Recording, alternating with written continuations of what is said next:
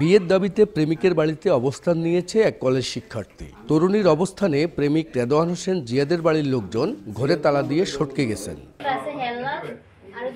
তরুণী জানায় প্রায় ১.৫ বছর ধরে জিয়াদের সঙ্গে প্রেমের সম্পর্ক তার। ঈদের পর তারা ঘুরতেও যায় নোয়াখালী। সেখান থেকে ফিরে মঙ্গলবার সকালে জিয়াদের বাড়িতে এসে বিয়ের দাবিতে অবস্থান নেন তিনি। এতে মেয়েটিকে মারধর করে ছেলের মা। এক পর্যায়ে মেয়ের হাত থেকে ছেলের বন্ধুরা মোবাইল ফোন কেড়ে নিয়ে যায়। প্রেমিক জিহাদও যায় পালিয়ে। এদিকে তরুণীকে দেখতে ভিড় জমাচ্ছেন আশপাশের লোকজন। মেয়ে এসে বাড়িতে উঠছে, ওঠার পরে স্থানীয়রা সমালোচনা করলো। এখন শুনতে পাইলাম যে ওনার নাকি বিয়ে করবে।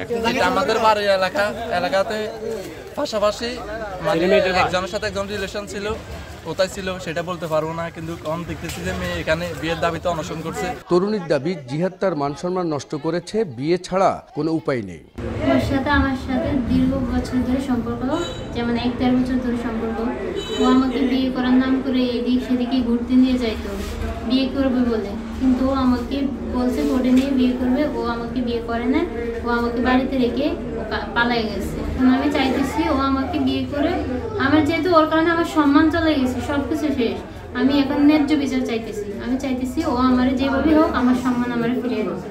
লক্ষ্মীপুরের কমলনগরে মিজিপাড়ার আকরাম সওদাগর বাড়িতে মঙ্গলবার সকাল থেকে অবস্থান নেয় তরুণী। তারা দুজনেই একই এলাকার বাসিন্দা।